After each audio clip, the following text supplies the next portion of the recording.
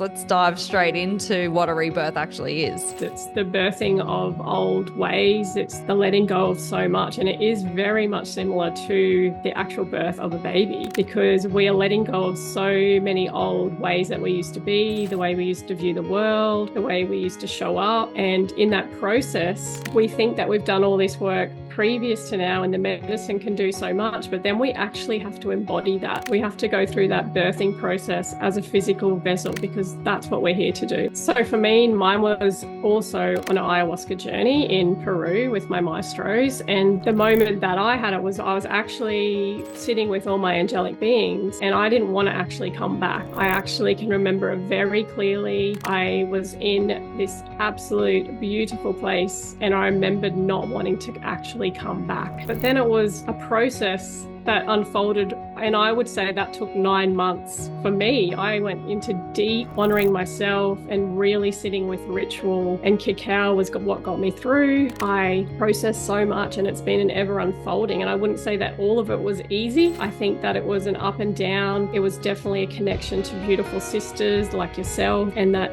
supporting me through each moment as it heightened and as it got less. So it was a really deep embodiment of being a new version. Welcome to Elevated Conversations. Today on the show, I have my soul sister, Angela Maree, who is a sister that I met a few years ago.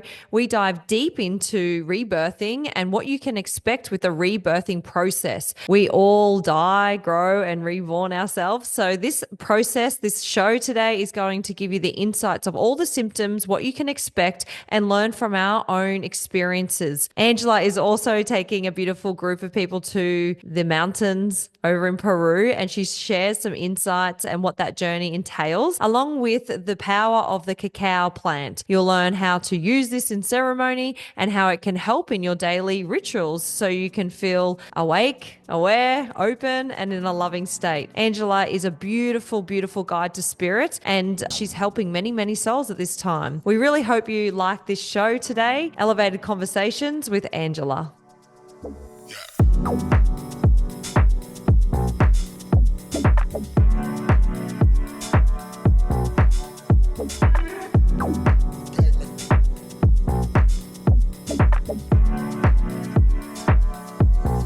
Hello, everyone. It's Roxy here, and I've got my beautiful sister, Angela. She is an intuitive guide, a sister. We met doing ayahuasca for the first time in 2021, and have been very, very tight since then. So welcome to Elevated Conversations.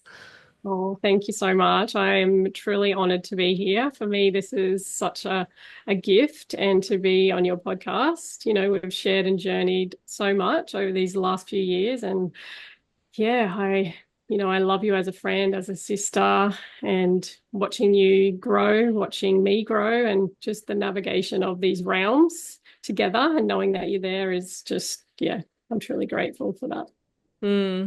I wanted to bring Angela on the podcast today because we have gone in and out of many ceremonies, deaths, growth, rebirths, and in particular rebirths, because rebirth for me has been screaming loud in the last 2 months. And when I went to the internet to learn about this rebirth process, there was basically nothing. And I said to Angela, we need to get this out there because this is huge. Like to really understand what a rebirth is very complex. And what you think is a rebirth might be just the beginning of the rebirth, because this rebirth for me has been happening over the last 9 months. Funnily enough, that's how it happened. So Angela was by my side through some pain over the last couple of weekends, and help me to unlock this. And so I really feel like it's important to just dive into the rebirth process, because Angela has actually had this process herself. So this was my guide and she helped me through understanding it. But for all of our listeners, I feel like it's very, very important to understand it in the event that you will go through this at one point in your spiritual awakening journey as well. And it can be very, very overwhelming. That is for sure. So I guess, where do we start, Angela, with this? Let's dive straight into what a rebirth actually is.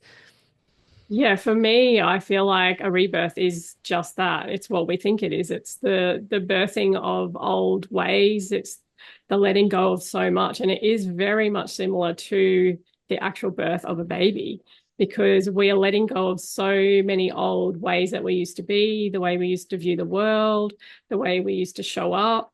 And in that process, we think that we've done all this work previous to now and the medicine can do so much, but then we actually have to embody that. We have to go through that birthing process as a physical vessel, because that's what we're here to do. Let's face it, we're here to embody all of these knowings, these wisdoms into our physical vessel, and we actually have to go through that process. Mm. Mm. It is painful. Yeah, and it's like I was reflecting just earlier today, because I've been really thick in it, like in these ascension symptoms, and after 5 years of doing the work that I feel like every single day, which has been a beautiful unraveling. This was probably the most intense experience I've ever gone through myself, and today I got to the point where through this birth process, my shoulders have come out of the womb, and it's like just a slippery dip of the rest of the body now to integrate. And yeah, so I guess for you, Ange, did it start very light, a rebirth process? Like, when was the first time that you realized I'm going through a rebirth? Because for me, it happened on a ayahuasca journey where I fell out of what I thought was my crutch and screamed, and you were next to me for that ayahuasca journey, so I thought that was the rebirth, but that in fact was not the rebirth. That was just the beginning of a rebirth, now that I look back in hindsight. So for you, what was your defining moment of knowing that you were going to have a rebirth? So for me, mine was also on an ayahuasca journey in Peru with my maestros. And the moment that I had it was I was actually sitting with all my angelic beings, and I didn't want to actually come back. I actually can remember it very clearly. I was in this absolute beautiful place, and I remembered not wanting to actually come back. And that feeling, which is the same feeling that I've carried my whole life, that feeling of not belonging, of all the things, was everything that rushed through me when I did actually come back into my physical vessel. And thankfully, the maestros, and this is why we work with experts with these plant medicines, is they know what's going on. And when I came back, I literally had to be reborn again. It took me almost 2 days to come back into my body, to really understand my physical vessel again, and to, looking at my hands was all very foreign. Going to the toilet, doing very acts like that were very foreign. But then it was a process that unfolded, and I would say that took 9 months for me. I went into deep honoring myself and really sitting with ritual, and cacao was what got me through.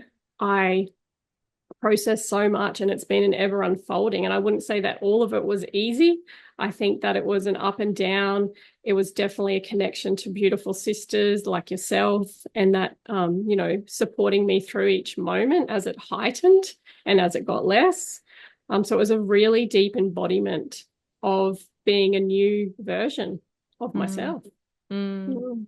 And so Angela's like, 6 months born, and she's like ready to tackle the world and go out there and be a warrior again. And I'm like, I'm in the newborn phase at home, not sleeping at night kind of energy.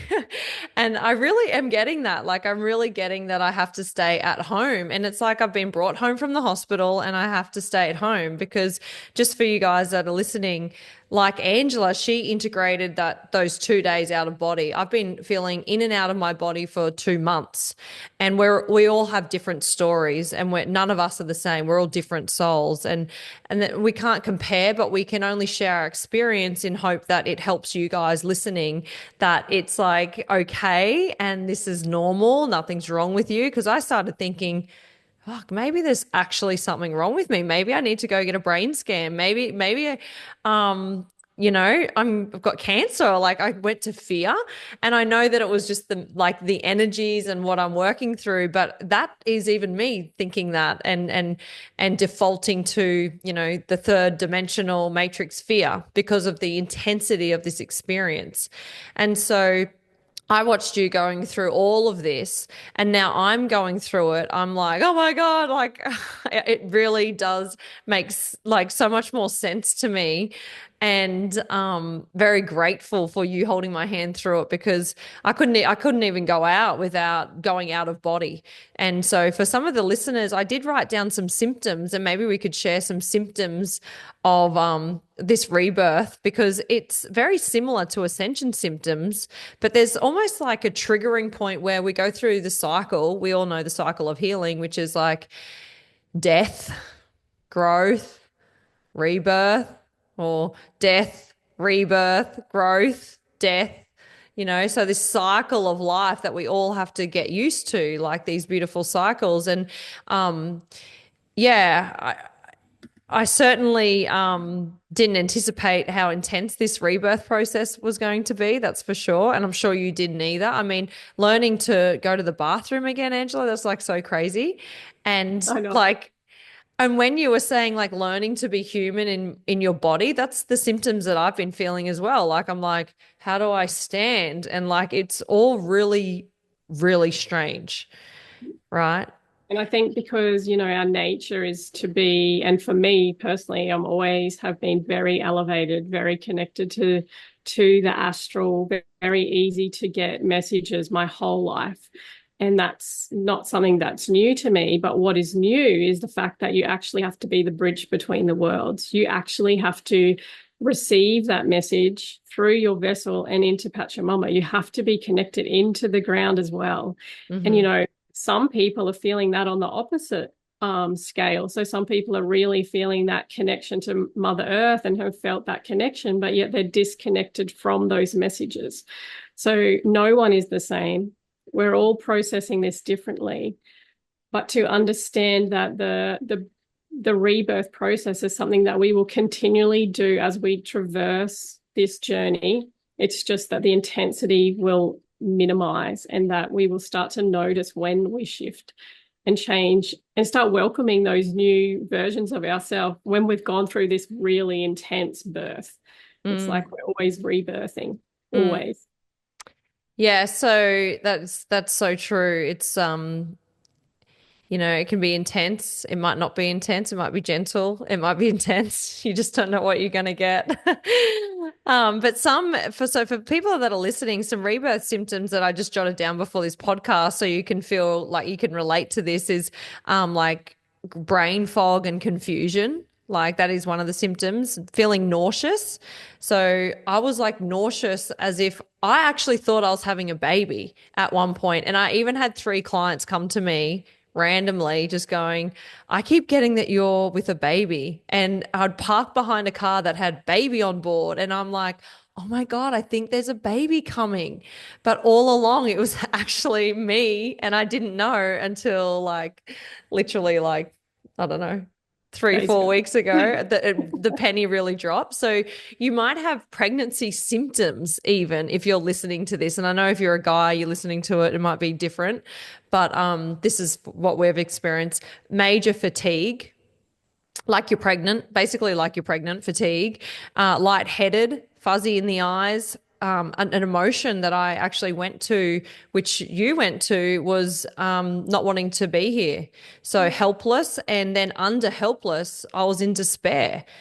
And I think right as if you've had a baby and you're listening to this, I think when you're birthing your child, in that experience, you go through all of this is all of these emotions are exactly like a birth and these concepts that we're talking about. So you might not be pregnant, but you're birthing yourself. You're in despair because you're thinking all this pain, these contractions, how am I meant to actually get this baby out of me? So the fear kicks in into the neural pathways. And so then the thoughts, so where I went was maybe something's wrong with me.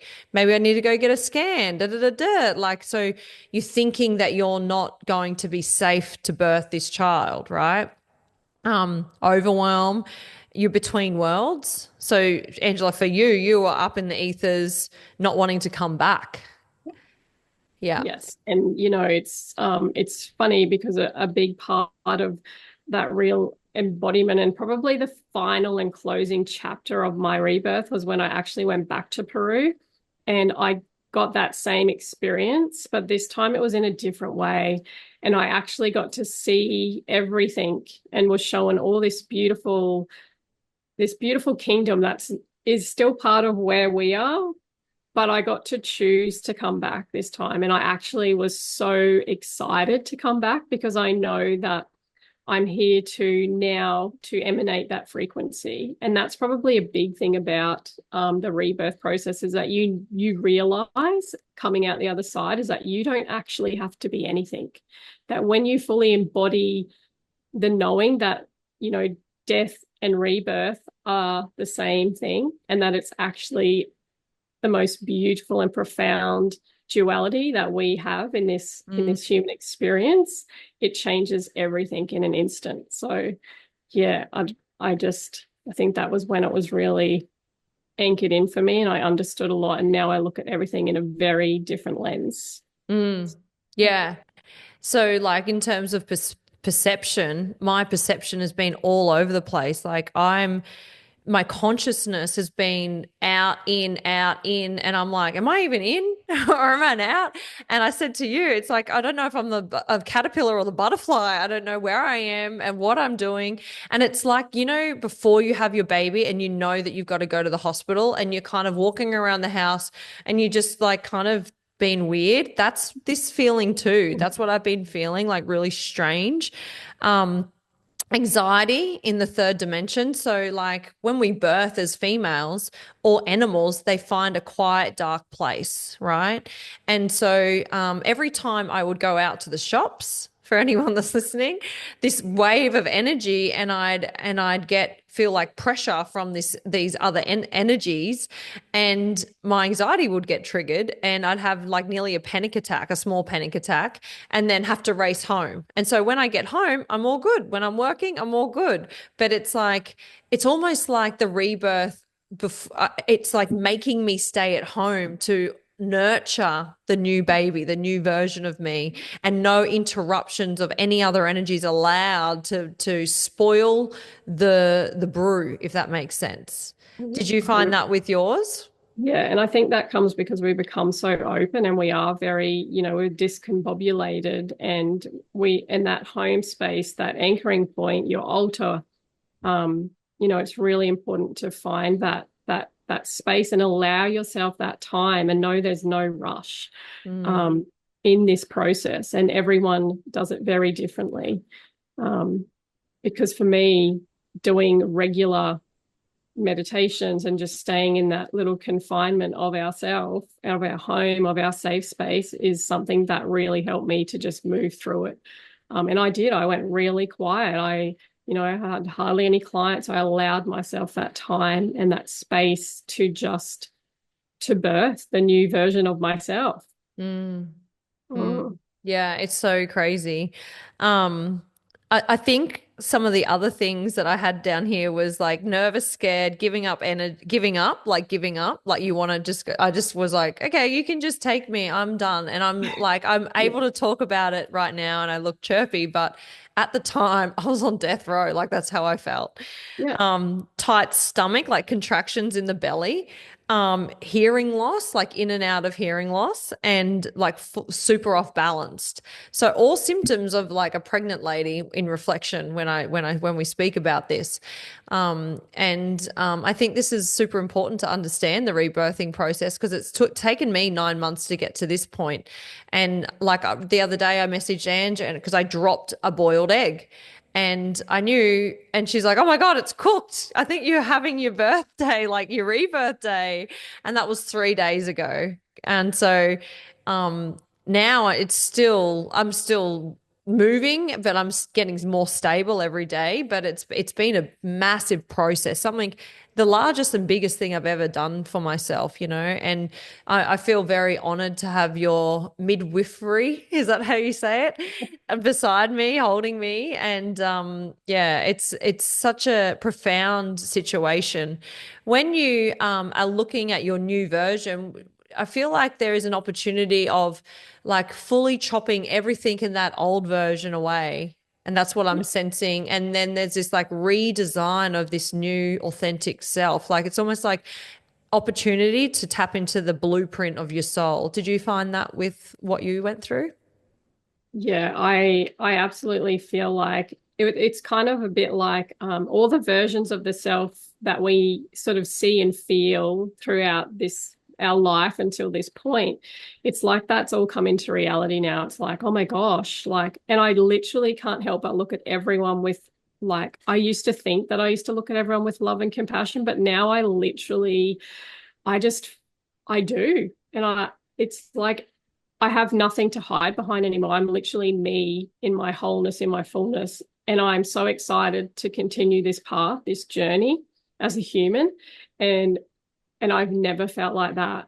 And I'm just, you know, Roxy asked me to be on this podcast. And for me, even 12 months ago, that would have been something I just would have not said yes to. I would have said no. But I'm just so trusting and so open to what the universe is giving to me right now. And I'm accepting it. And it's like, I think you guys need to woo up. So but it's so humbling and beautiful. And witnessing that frequency of my energy just by conversations to people is why I came here. It's why we all came here, to just shift that frequency and hold that higher frequency and just emanate from truth. And when you emanate from truth, nothing can knock you. And it's not ego. It's just this beautiful, I love everything about this human experience. So, Ange, you sat in ceremony this morning, just with your messes and listened to the soul's whispers, and there was some cards that you pulled as well, and that was a rebirthing card, funnily enough, and the what was the other one? I pulled the angelic. So the Isis, the wings of Isis. Yes. And I want to just touch on that. So Yes. for anyone out there who doesn't know what a mesa is, I'm actually a mesa carrier, initiated as a mesa carrier for the lineage of the seven rays in Peru. I work with a beautiful maestro over there. And, I go and sit in medicine and learn all of this ancient wisdom that is my guiding light. It's my altar, my mobile altar. I'll give you a little show. It's Yeah, show and tell. Little show and tell. But I just want to give basis behind this because totally. Roxy, we could talk for hours about this journey, but we just, we can't. We don't have that space, but it's magical beyond. So this morning, I was really drawn to sit with my messes, which is not unusual, but this morning was very loud and time to sit with them. And, given the week that Roxy and I have had with this rebirth process and assisting her through that, on a physical level, because I did get to see Roxy, but I'm home now. I sat and I pulled two cards. Now, I just also want to say that I've got the beetle has been all around my house for the last couple of weeks, everywhere. And it means death and rebirth. So it's so funny that this is all happening. This morning I pulled the rising sun card, which is literally a rebirth and death card. And it's all about that. And it was just, I had the biggest process this morning in honor of the synchronicities that happen in your life when you're in alignment, and the knowings, like what are the chances? And, Rox, you can share the card that you pulled the day that I did the soul retrieval on you. And you can't make this up. I got soul retrieval from Isis, and Mother and Goddess of Isis was helping me learn that her warmth would come in. And it's so interesting because in my vision, when we're doing a soul retrieval energetically, the scarab beetle was coming to me, and all these signs and symbols. And so these signs and symbols are our guiding lights through these processes. So if you're going through a hard time and you're seeing things like synchronized numbers or different things like this, or messages from tarot cards or, affirmation cards, it's not a coincidence. This is real. This is your guides, your teams helping you to stay on track and not to quiver in the darkness like we all do from time to time. But yeah, it's just so crazy that we're all going to do this podcast, going through a rebirth. I get a soul retrieval, that happens, then straight into a rebirth. And you pull that card this morning from Isis again, who we've been working with over the last couple of days. Yeah. And, it is very true. A recap on that, on listening to those synchronicities and taking notice of what is around you, the feathers, I've got dead scarab beetles everywhere. I mean, I live in Australia and there's not just a couple, there's a lot. There's literally about 10 on my back deck and they're crawling through my driveway. You know, there's no coincidence about this. And then we have plovers in Australia. And, plovers actually scare me a little bit because Mm. they kind of like to lay in the turf and have their little beautiful eggs, have their babies. And they also are very protective of their babies and they attack you. And so I've got this beautiful fresh lawn, and yet I've had plovers everywhere over the last week in my yard, and they attacked me. And I was like, oh, I'm really scared. And then after I said that, I'm just, please don't touch me, don't come near me. I find a plover feather literally as I walk up the step. Mm. And I looked up what a plover feather means. And again, it means rebirthing. Oh, no way. Oh It's my like, God, I it's didn't know like, that. yeah. Oh, stop. So, Yes, that is so crazy. Oh my God. yeah. So, just that alone, when you're feeling alone, I suppose, is the point of this. When you're feeling alone and like you've got no one else with you through a process like this, you absolutely do. Just Mm. come back to center, come back to what you have already traversed, because the only reason you're going through a rebirth is because you've already done a lot of work. And if you're having this process right now at this level, Mm. you're ready for this. So Mm. you have all the tools that you need right inside of you to help you navigate this. Reach out to beautiful sisters or Mm. your brothers Mm. and speak into it. Because when we speak into these things, it helps the body to embody it. And that's what's missing in Mm. all of this humanness, is that we feel we have no one to talk to. Mm. Yeah, Mm. it's certainly made me feel very vulnerable in that I thought maybe I was losing my mind or something was seriously wrong. And I was even self-conscious to keep speaking with Pete about it because it's been going on for 2 months, like pre-labor cramps for 2 months.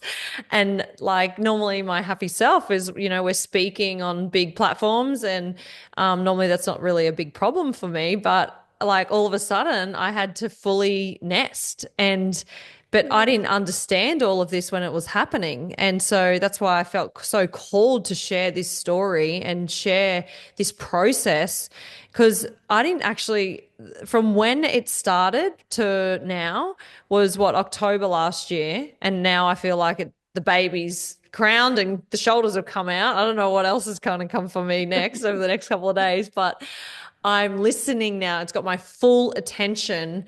And before, I think I didn't have I wasn't fully with it. And it had to get so loud every time I would go out that it would make me go home again. And I think this is a lot of truth of like maybe what I in particular, from speaking from example, always serving on for other people through this process and not serving myself first. And what I needed was me, and I needed to be the mother of me and hold me.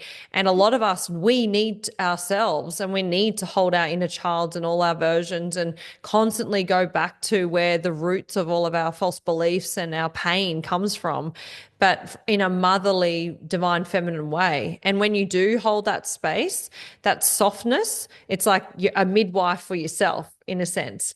And because a lot of us don't have mother love, or some of us don't have a soul sister that we can just reach out to, like beautiful Ange, and you're the same. Like we've held hands, and there's a couple of others tight that we've been like really helping and massaging each other through these tough times. Like when you're doing an ayahuasca journey, it's not easy, and we have the privilege of all laying together and being sisters, and everyone wants to be a sister, and so it's just like all about just opening up and receiving and allowing female sisterhood to come in essentially, and not, the old version of us. Sometimes we resist because we didn't have mother's love. So we resist love, support, nurturing, when it's really right there for us to receive, but we resist it because our ego's trying to, be sophisticated or whatever it's trying to do.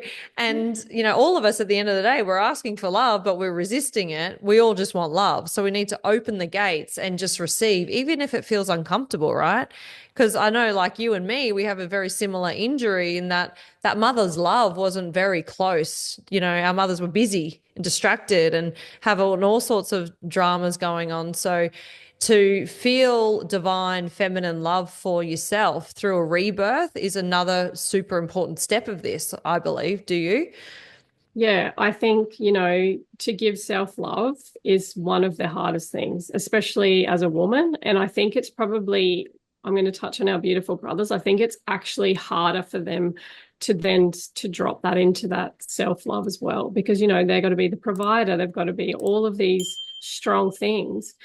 And, over time, the women have had to be the provider as well, but nurturing the children and not about self. And I think that is probably one of the hardest things to do. But when you actually stop and allow yourself to feel that love and to accept help from your partner, accept help from someone that you would not normally, and really be conscious about that in a way of, I'm going to sit back and I'm going to allow this to happen.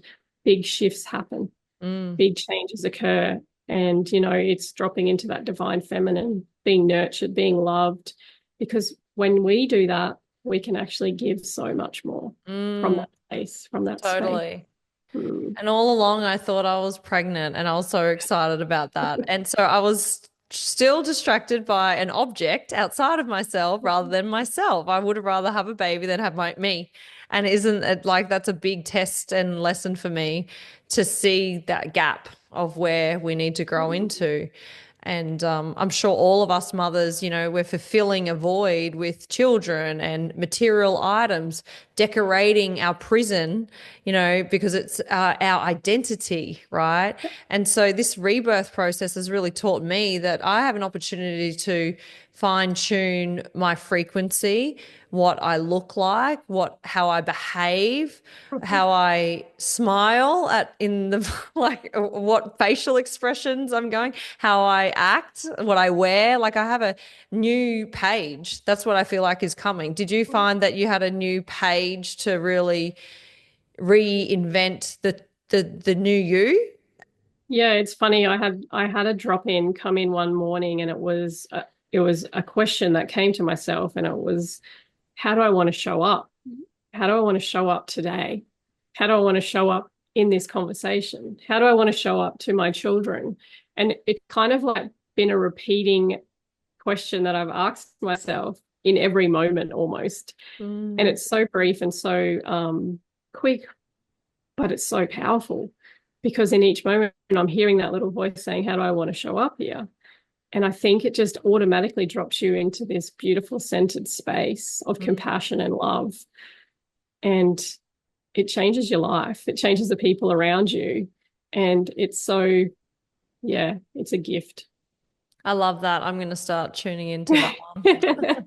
How And do I want to? Now I'm out of the screaming phase, I guess you'd call it. The 144, as I just said that, how I'm getting 144 all the time. That's so crazy. Yeah, well, the card today was on 144, page 144.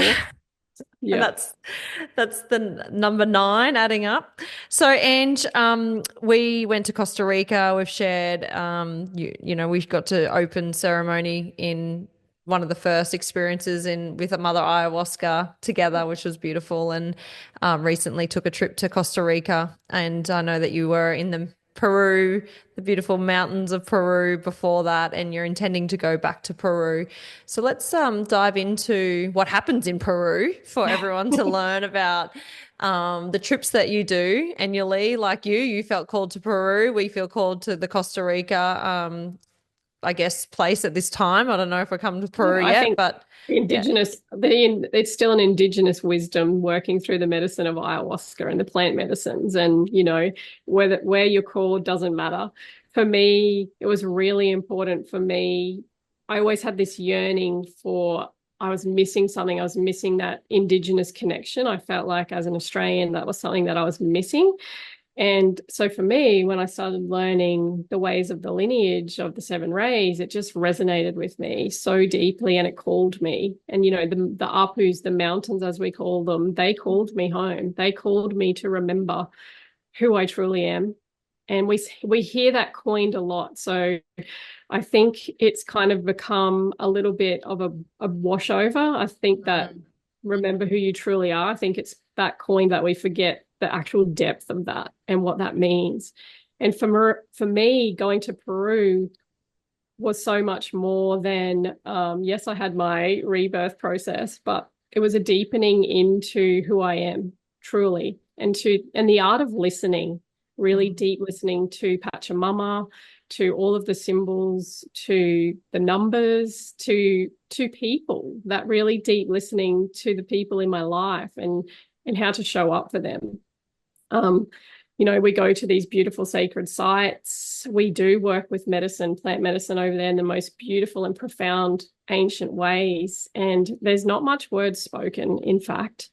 We have the beautiful plant medicine of Wachuma, which is our day medicine, and we hike to powerful sacred sites and receive this wisdom. And, the veil becomes very thin. There's no hiding. And yes, you do have to look at some of your stuff, but you also see what we are actually from. You receive codes, you receive frequency that you then bring home with you to wherever you live. And I think for me, the medicine showed me very clearly that that's what I was to do, to basically take people's hands who are called to come with me. I don't teach this lineage, but I carry the essence of it. And I think, to take someone's hand and to walk right beside them, knowing that my maestros and my beautiful mountains have got us, and to share whatever it is that it is there for them to receive it's why I came here. Yeah, Yeah. it so suits you in your little shaman hat and your feathers and all your bits and pieces, all your tools. It's interesting to see the transformation in such a short year. You've done such a good job. It's like remarkable. Like knowing that we met in what 2021 was it? Yeah. And Yeah. sat with the medicine the first time and you've come so far in such a short time. You really took to it like old wood. The flame to the wood really just cracked it right in there. And so um for anyone that's thinking about going, when are you going next to Peru? I'm actually going twice this year. I'm going on my own journey at the end of March, but I do have a beautiful pilgrimage that is starting on the 20th of May. And it's an 11-day pilgrimage, and we'll be going to sacred sites, working with plant medicines, both Wachuma and ayahuasca, in the beautiful loving care of the maestros. And we're staying in beautiful, accommodation. It's not, I wouldn't say that it's roughing it. It's kind of like the glam style of healing, We but like glam. it's traditional way. So it's traditional way. We go to Upper Alsangati, to the hot springs, and just to hear the wisdom that the maestros share. And every day is different. Like, yes, I have an itinerary of what we're doing, but as we say, everything changes, and it's whatever Pachamama wants is what we do. Yeah. So it's about listening and tuning in. Someone might need a specific message or to go to a specific place, and we listen to that message. So yeah, it's a deep connection to self, but also being held in community. And it's a 3-month container. It's not just, going over there and then see you later. For me, that's not how I work. I work very one-on-one with people and souls that are called to work with me. So we have the preparation, which is really important. And then we obviously have our pilgrimage, and then we have our integration process after that, well, after we've returned, and to help you understand and to embody what has happened to you over there, so that you're not alone. And everyone on the pilgrimage is also, journeying with you. Yeah. Mm. And like the integration, like we know 50% of the work's in the integration. You go on the trip, get the code, drink the medicine, have an extreme or beautiful journey, all the same. very opening and deepening into the soul and the land. And then the energy is the work at home, you know, and it's kind of like labor, isn't it? Yeah, You know? it is. Yeah. And, bless the beautiful Indigenous elders of all the lands, for sharing this wisdom and this medicine with us. Beautiful for them. They already have a community. They have all of the things that we're lacking, unfortunately, especially here in Australia. We don't have that tight-knit family creation as much anymore. And that's where the embodiment for me, I knew that was a missing piece in all of this. And so it's my passion to ensure that people have that support and how to daily notice the changes, because I can go into a little bit of science, but when you sit with these medicines, even breath work, there's a lot of science behind it. You're actually changing the neurological pathways through neuroplasticity of the brain. And that's when deep-seated change can occur in that after a ceremony. Yeah, breath work. If you're not there on the medicine front just yet and you're curious, I guess breath work would be one of the first best things that you could do, because it's, natural. It's in a nice container in a ceremony, local. You can definitely find it everywhere in the world nowadays, and activate that DMT and start to see and shed the layers in the container that is designed for that work, And another beautiful modality, and this is coming back to heart, is cacao. Cacao will change your life. She is a beautiful plant medicine, and she's designed for just this. She's probably one of my most guiding lights through everything. And she's readily available, she's legal, and she will literally help you each day to come into a ritual place and to come into center. And I work with her every day. So, Ange, where did you first, really connect deeply with the cacao plant? Was it in Peru? No, funnily enough, I did have it once when I went to Bali, way before I was probably really conscious of all the things. And I remember tasting it, just thinking, whoa, it hit different. It was a weird feeling, but being not conscious, I just didn't really think about it.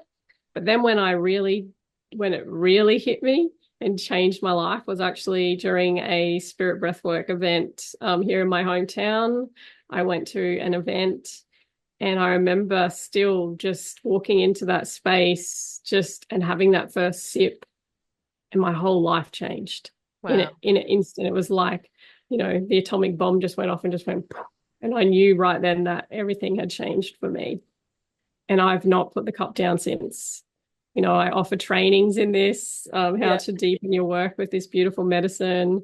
She's part of my daily life. So yeah. Yeah. So just for those buns that don't know about cacao and what it is, it's a chocolate drink. It's a hot chocolate kind of drink, with the essence of the leaf. Is that how it works, or the bark? How does the brew No, come? so it's actually a cacao pod. So it's grown in the jungle in Peru and many other places. It's actually ancient Mayan tradition, the goddess of Cacao. So she's actually a goddess, and it's a very revered medicine. It also has theobromine in it, which is a natural, forms a natural happy bliss chemical in our body. So it has that in it naturally. And it also has magnesium and calcium, which is the most readily absorbed by our bodies. So not only does it taste good, but it's actually really good for our bodies and our mental health. Yeah. Yeah. And funnily enough, it's from Peru. And it's from Back Peru. to your lineage. Back to my lineage. And that's where I'm going in at the end or beginning of April. I'm actually going to deep, and she's called me over there, and I'm going to be going, right into where she's created. I have beautiful cacao oil also, another beautiful divine elixir that we use for anointing on our bodies and dropping in. So I'm going to connect deeper. I'm going to listen. I'm listening to the calling. She's really giving me some beautiful wisdom right now, and I'm going to honor that. I'm going to go meet her. Beautiful. And if you get the oil, guys, everyone will want to eat you. Just saying. It's so delicious. I can't wait for the next batch to come out, Ange. And But so, yeah, thanks so much for coming and Mm, sharing your rebirth story, holding my hand. You're such a beautiful sister. I don't know if I could have done it literally without you. mm, So thank you so much from the bottom of my heart. This mm, is the most pivotal thing, I think, in my journey so far, and it was a pleasure having you as a guide. So thank you. Mm. Thank you. I adore you. I love you. I love, standing right beside you and supporting you and Pete. And yeah, I honor your work. I honor your wisdom. And yeah, such a blessing. So thank you for having me. And yeah. Where can everyone find your work, Ange? So you can find my work by reaching out on my website. It is in Lakesh is the website. We can drop some Yep. links, and I'm sure. And my Instagram, I'm very much not on the social media. I like the real connections, but being Angela Maree is my Instagram. And you can also find me nowadays as part of the Spirit Cacao team. I'm very much involved in that. You can purchase beautiful cacao from Peru there. So yeah, there's lots going on, and I'm Lots just going really on. honored. Lots going on. So yeah, or You through just Roxy, you can just you're message and say, hey. you're shining. Hey, this I can't wait for 6 months after the rebirth. That's going to be fantastic when you just uh, yeah, well, I should know what rebirth is. I've literally, well, had a few children, so and Yeah, it's real. It's actually very similar. So yeah, so but crazy. Thanks, mm, Ange. thank you so much. Much love. Mwah. Bye.